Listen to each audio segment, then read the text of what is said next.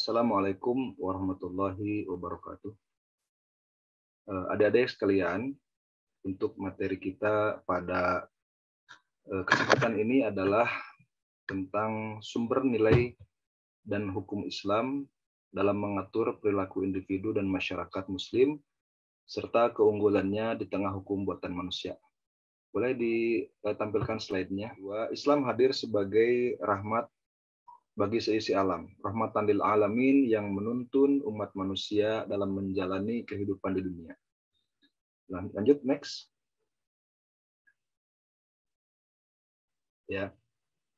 Selama hidup, manusia itu tidak luput dari beragam masalah ya, dan kegalauan. Nah, untuk mencari solusi pemecahan masalah, umat Islam itu dapat bersandar pada sumber-sumber hukum Islam yang sangat jelas. Nah, di sini Al-Quran dan Sunnah merupakan perwujudan syariat Islam. Selain mengandung petunjuk dan bimbingan untuk memperoleh pengetahuan dan pemahaman yang benar tentang Allah Subhanahu wa Ta'ala, alam gaib, serta untuk pengembangan potensi manusiawi atas dasar keimanan yang bertujuan untuk mewujudkan manusia, pribadi, dan masyarakat yang baik ataupun masyarakat yang soleh. Di samping itu, keduanya juga merupakan sumber hukum tertinggi dalam hierarki hukum Islam. Bahkan lebih dari itu, di dalam Al-Quran dan Sunnah terdapat pula materi-materi hukum, terutama yang mengatur masalah-masalah ibadah dan pokok-pokok permasalahan muamalah. Next. Nah, sumber hukum yang dimaksud di sini adalah ada Al-Quran, hadits, ijma', dan qiyas. Al-Quran adalah merupakan kalamullah, firman Allah yang berfungsi sebagai sumber hukum yang utama. Kehadiran hadis, ijma', dan qiyas di sini bukanlah sebagai penyempurna Al-Quran, ya, sebab Al-Quran telah sempurna. Namun pemahaman manusia lah, pemahaman kita lah yang tidak sempurna, sehingga dibutuhkan penjelas agar pesan yang terkandung dalam Al-Quran dapat dipahami dengan sebenar-benarnya. Nah ini, jadi telah disepakati bahwa hukum-hukum Islam yang berkaitan dengan ibadah maupun muamalah haruslah berdasar pada nas, yaitu dalil Al-Quran dan Sunnah. Nah, apabila tidak dijumpai pada keduanya ataupun dalil-dalil yang ada dianggap kurang jelas, maka digunakanlah ijtihad untuk menentukan hukumnya. Nah, dengan tidak meninggalkan prinsip-prinsip umum yang dapat diketahui dari ayat-ayat ataupun hadis-hadis Nabi Allah Muhammad SAW. Next. Ya, adik-adik sekalian, sumber hukum yang pertama ialah Al-Quran. Ya, di sini saya tidak akan membahas secara rinci mengenai Al-Quran, kodifikasi Al-Quran, mengenai ayat yang ada dalam Al-Quran, suratnya berapa, ataupun penjelasan mengenai Makkiyah, Madaniyah, dan lain sebagainya. Mungkin itu perlu waktu lama. Namun secara global saja, mengenai sumber hukum yang pertama adalah Al-Quran, yang merupakan kalamullah, firman Allah yang diturunkan kepada Nabi Muhammad. Nah, dalam hukum Islam, Al-Quran merupakan sumber utama. Mengapa disebut sumber hukum yang utama? Karena Al-Quran itu dijamin keotentikannya dan juga terhindar dari intervensi tangan manusia. Nah, karena pembahasan ibadah dan muamalah dalam Al-Quran bersifat umum, maka diperlukan suatu penjelas. Nah, di sini Nabi Muhammad lah yang kemudian merincinya melalui perkataan dan perbuatan beliau. Contohnya adalah sholat dan zakat. Dalam Al-Quran kita tidak menemukan kapan waktu sholat, gerakan sholat bagaimana, dan lain sebagainya. Maka rincian tata cara tersebut dapat ditemukan pada hadis Nabi Muhammad SAW. Next, adik-adik sekalian, sumber hukum yang kedua adalah hadis. Menurut Imam Al-Ghawri dalam kitab Mu'jam Al-Mustalahat Al-Haditsah, hadis itu adalah merupakan segala sesuatu yang disandarkan kepada Nabi Muhammad SAW dari perkataan, perbuatan, takrir ataupun keputusan ataupun sifat Nabi Muhammad SAW. Nah, dalam agama Islam, hadis merupakan sumber hukum setelah Al-Quran. Nah, hal ini didasarkan pada firman Allah surat Al-Hasyr ayat 7, A'udzubillahi minasyaitonirrajim. Wa ma atakumur rasulu fakhudhuhu wa ma nahakum anhu fantahu. Yang artinya apa yang diberikan Rasul kepadamu, maka terimalah.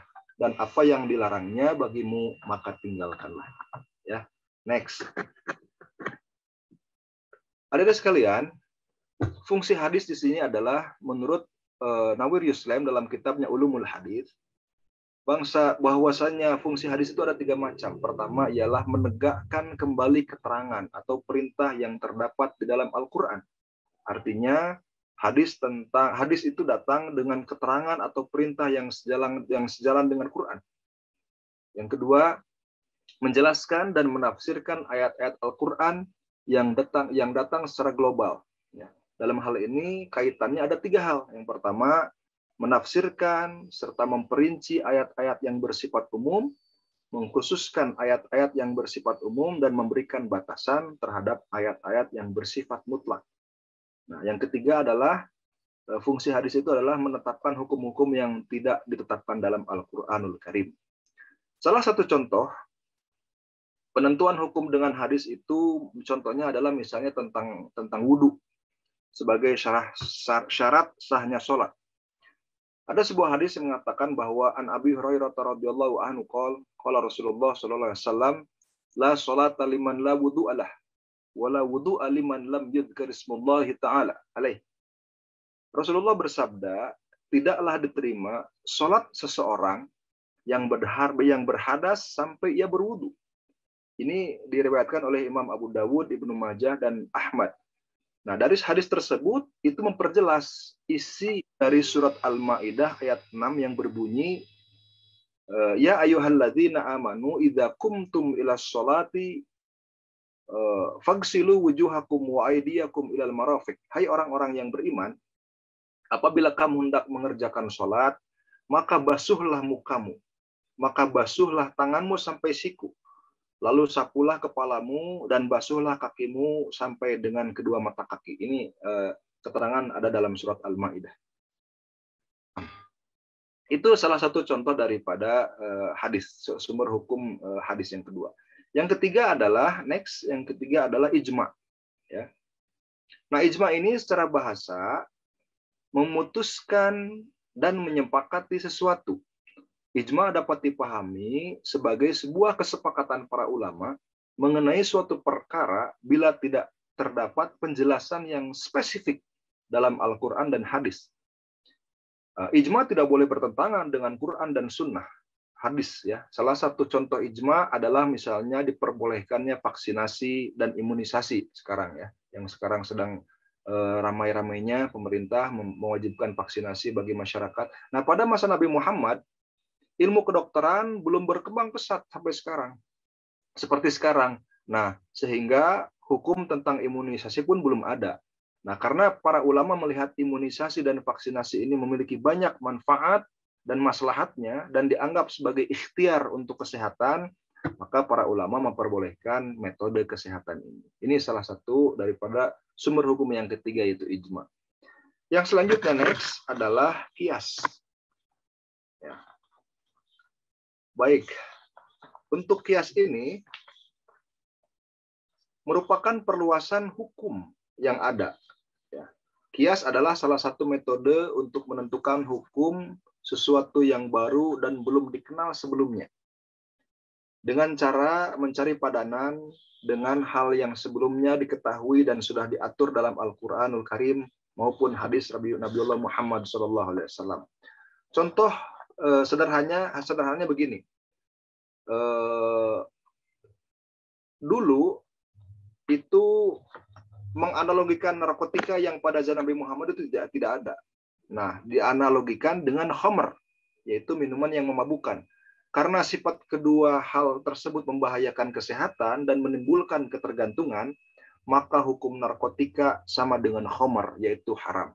Ini salah satu sumber hukum yang keempat, contoh dari qiyas. Nah, baik, next. Adik-adik sekalian, dalam menentukan hukum dalil sesuatu itu harus beristihad. Nah, dalam melakukan kegiatan ijtihad, itu tidak semua orang bisa dan layak untuk melakukannya. Dan ijtihad itu hanya boleh dan pantas dilakukan oleh orang-orang yang telah mencapai derajat mujtahid. Ya.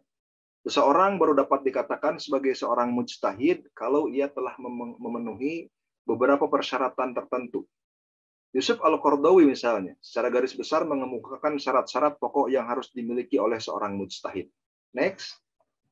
Pertama, seorang mujtahid itu, next coba. Ya.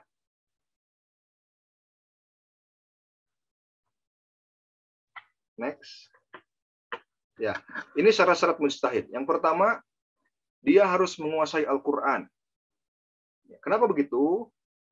Karena Al-Qur'an itu merupakan kitab suci, ya, kitab suci agama Islam yang di sana berisi himpunan syariah, tiangnya agama, sumber hikmah, mukjizat kerasulan, dan cahaya bagi mata kepala dan mata hati orang-orang yang beriman. Dan sangat perlu diketahui oleh seorang mujtahid itu secara mendalam.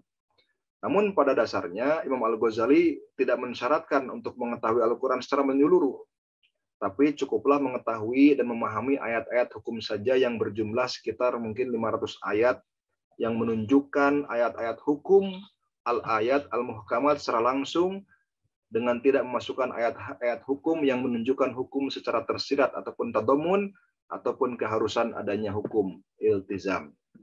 Yang kedua, seorang mujtahid itu harus mengetahui sunnah ataupun hadis. Pada prinsipnya, seorang mujtahid itu idealnya harus memiliki pengetahuan luas tentang sunnah ataupun hadis. Mencakup ilmu diroya hadis, mengetahui hadis yang nasikh, mansuh, asbabul wurud, kutubus sittah, dan kitab-kitab hadis yang ada kaitannya dengan ulumul hadis, mampu membedakan antara hadis sahih, hadis hasan, hadis dhaif bahkan, ya. Namun para ulama di sini tidak mensyaratkan penuh untuk mengetahui semua hal yang berhubungan dengan sunnah hadis, tapi minimal diisyaratkan untuk mengetahui hadis-hadis yang ada hubungannya dengan hukum dan ia fokus pada hadis-hadis hukum tersebut. Yang ketiga, seorang mujtahid itu harus mengetahui bahasa Arab. Ya, seorang mujtahid itu wajib mengetahui bahasa Arab dalam arti menguasai bahasa Arab dalam ilmu-ilmunya, sehingga mampu memahami pembicaraan orang-orang Arab. Hal ini karena Al-Quran diturunkan dalam menggunakan bahasa Arab. Hadis qauli yang diucapkan Nabi Muhammad SAW juga memakai bahasa Arab. Bahkan hadis fi'li maupun takriri yang dinukil para sahabat juga dijelaskan dengan menggunakan bahasa Arab. Ya, jadi itu. Yang keempat, mengetahui tema-tema yang sudah merupakan ijma. Seorang mujtahid itu dalam memberikan suatu pemahaman mengenai satu hukum, misalnya satu hukum sesuatu permasalahan, harus mengetahui syarat agar ia tidak terjerumus mengeluarkan fatwa yang bertentangan dengan ijma. Namun menurut Imam Al-Ghazali tidak diwajibkan seorang mujtahid itu untuk menghafal semua hukum yang sudah disepakati maupun yang diperselisihkan ataupun semua masalah-masalah fatwanya. Yang kelima, jelas ia harus mengetahui ilmu usulul fiqh, karena ilmu usulul fiqh ini sangat ditekankan untuk dikuasai oleh seorang mujtahid. Dengan ini, ia akan meletakkan kaidah-kaidah secara proporsional, menggunakan dalil dengan baik, dan mengambil kesimpulan hukum, termasuk dalam ilmu ini, ialah mengetahui kias, aturan-aturannya, ketentuannya, syarat-syaratnya, sehingga ia mengetahui hal-hal yang masuk dalam kias yang tidak serta mampu mempertemukan cabang hukum dengan asalnya. Nah, yang keenam, mengetahui maqasidus syariah, maksud-maksud syariat. Bagi seorang mujtahid sangat perlu mengetahui maksud-maksud syariah ini, yang ia jadikan tujuan diturunkannya Al-Quran dan diutusnya Rasulullah SAW, serta ditetapkannya hukum-hukum untuk manusia. Ya. Jadi syariat Islam ini diturunkan bertujuan untuk melindungi dan memelihara kepentingan manusia, baik material maupun spiritual, individu maupun sosial, atas dasar keadilan dan jelas keseimbangan tanpa melewati batas ataupun dapat menimbulkan kerugian bagi umat manusia. Dan yang ketujuh, harus mengenal manusia dan kehidupan sekitarnya. Ya. Hal ini disebabkan cara berpikir, tingkah laku masyarakat itu sangat dipengaruhi oleh berbagai faktor dan aliran. Baik itu secara psikologis, kultur, sosial, ekonomi, politik. Jadi seorang mujtahid itu harus memiliki pengetahuan tentang keadaan zaman, masyarakatnya, problematikanya, aliran-aliran ideologi, politik, agama, dan mengenal betul hubungan masyarakatnya dengan masyarakat yang lain, serta sejauh mana interaksi saling mempengaruhi di antara mereka. Nah itu. Dan yang terakhir, seorang mujtahid itu dia harus adil dan takwa.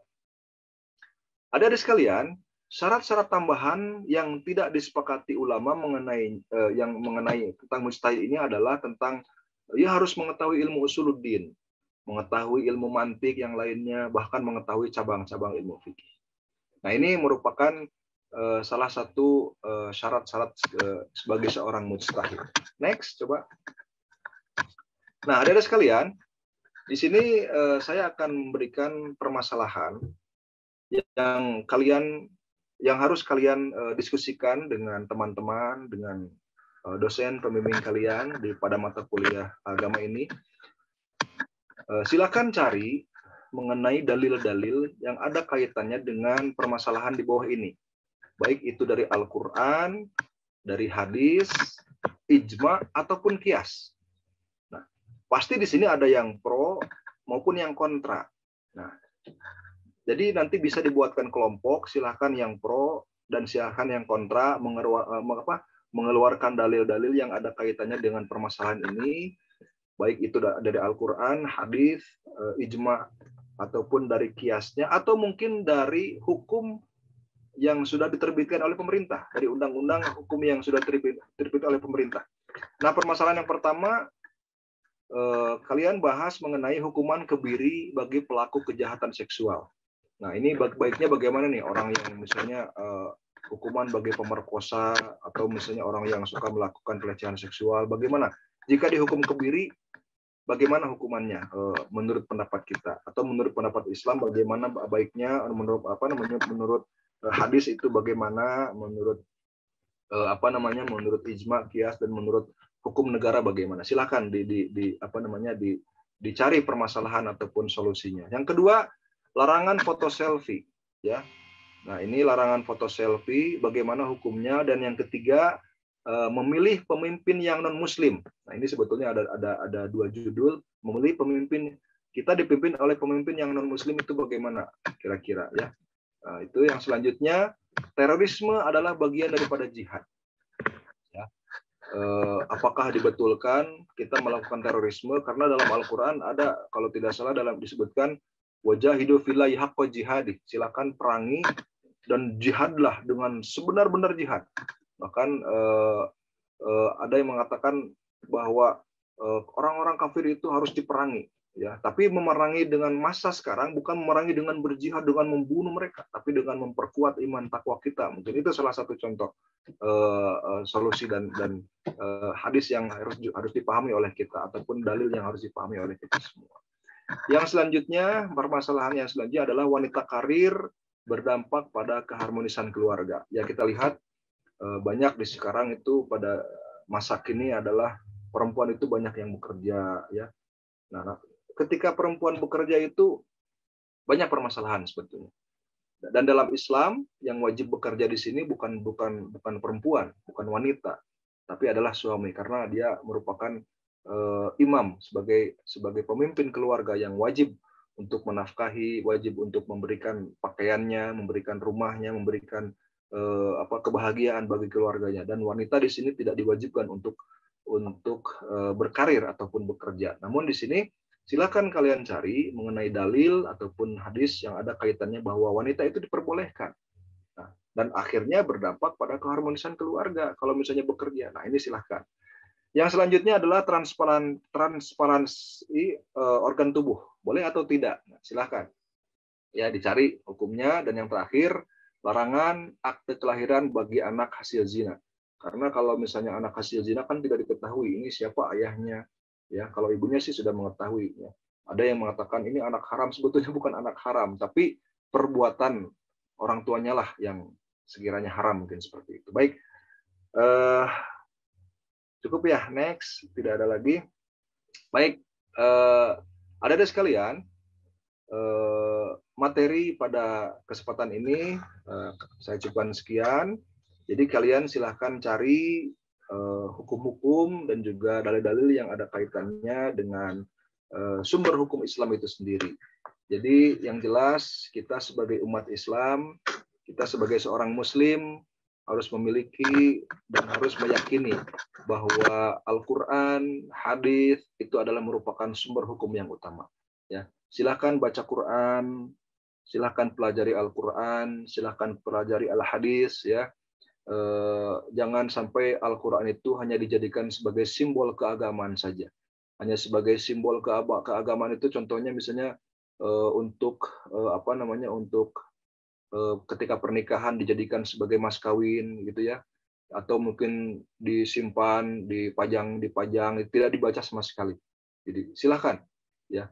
Bahkan dalam keterangan disebutkan barang siapa yang ingin mendapatkan syafaat pertolongan di hari akhir, di hari kiamat nanti ya, itu adalah Al-Qur'an. Maka bacalah Quran, Iqra'ul Qur'an fa innahu syafi'an li ashabi. Bacalah Al-Qur'an karena Al-Qur'an nanti akan menjadi penolong bagi si pembacanya ya. Itu saja dari saya. Silahkan kalian laksanakan tugasnya, siapkan kalian kerjakan tugasnya dan diskusikan dengan teman-teman kalian. Terima kasih. Mohon maaf. Assalamualaikum warahmatullahi wabarakatuh.